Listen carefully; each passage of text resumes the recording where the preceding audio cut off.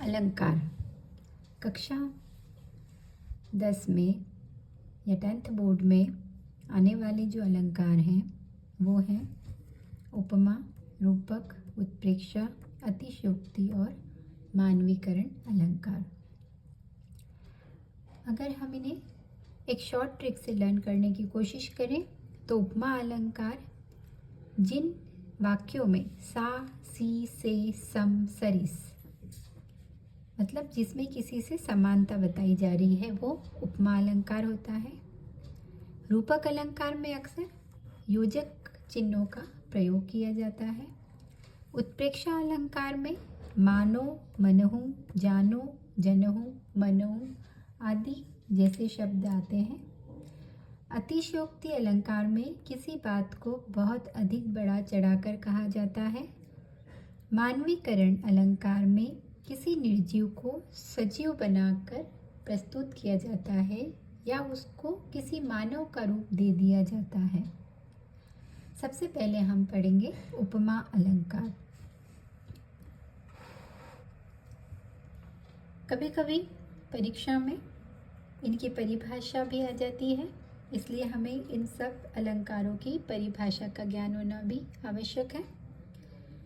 उपमा अलंकार जहाँ उपमेय की उपमान से समानता बताई जाती है। अब उपमेय उपमान दो चीज़ों जिनका कंपैरिजन हो रहा है, तो जिसका कंपैरिजन कर रहे हैं वो उपमेय होता है और जिससे कंपैरिजन किया जा रहा है वो उपमान होता है। तो जहाँ दो चीज़ों की समानता बताई जाती है वहाँ उपमा अलंकार होता है। यहाँ पर ज़्यादातर सा, सी, से, सम, सरिस आदि शब्दों का प्रयोग होता है। उदाहरण के लिए पीपर, पात, सरिस, मंडोला, यहाँ पे सरिस शब्द का प्रयोग है इसलिए उपमा अलंकार होगा।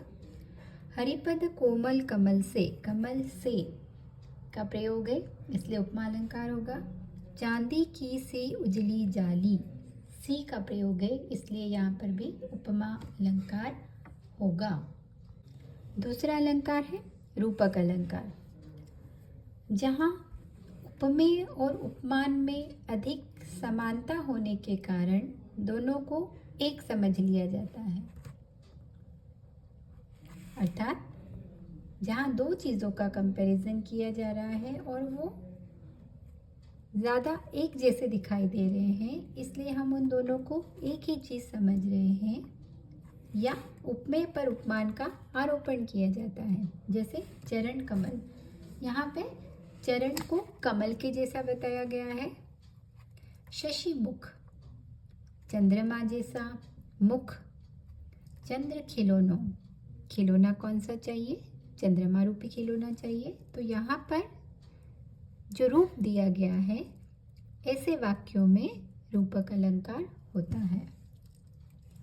अगला अलंकार है उत्प्रेक्षा अलंकार। इसके लिए बहुत ही आसान पहचान है। मानो, मनहु, जानो, जनहु आदि शब्दों का प्रयोग जैसा कि हम पहले पढ़ चुके हैं इन शब्दों से ही कर ली जाती है। लेकिन इसकी परिभाषा जहाँ उपमेय पर उपमान की संभावना व्यक्त की जाती है, संभावना अर्थात मान लिया जाए, जाना जाए, तो इसलिए हम यहाँ पर मानो, जानो, मनहु, जनहु आदि शब्दों का प्रयोग करते हैं। अतिशयोक्ति अलंकार, जहाँ पर किसी बात को बहुत अधिक बढ़ा चढ़ाकर कहा जाए। अतिशयोक्ति, अतिशय प्लस उक्ति, अतिशय ज़्यादा, किसी उक्ति को बहुत ज़्यादा बढ़ा चढ़ाकर कहा जाता है वो अतिशयोक्ति अलंकार होता है। जैसे उदाहरण के लिए हनुमान की पूंछ में लग न पाई आग, लंका सगरी जल गई, गए निशाचर भाग। अर्थात हनुमान जी की पूंछ में आग लग भी नहीं पाई थी और पूरी लंका जल गई और सारे राक्षस भाग गए। यहाँ पर इस बात को बढ़ा चढ़ाकर कहा गया है क्योंकि अभी तो पूंछ में आग लगी भी नहीं थी और लंका पूरी जल चुकी है। पानी परात को हाथ छुयो नहीं, नैनन के जल से 100 पग धोए।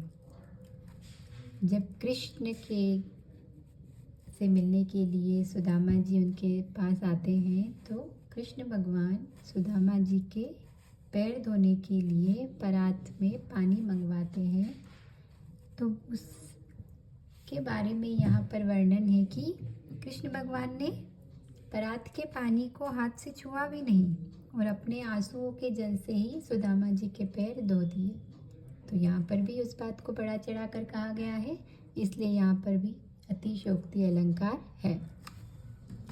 अगला अलंकार है मानवीकरण अलंकार।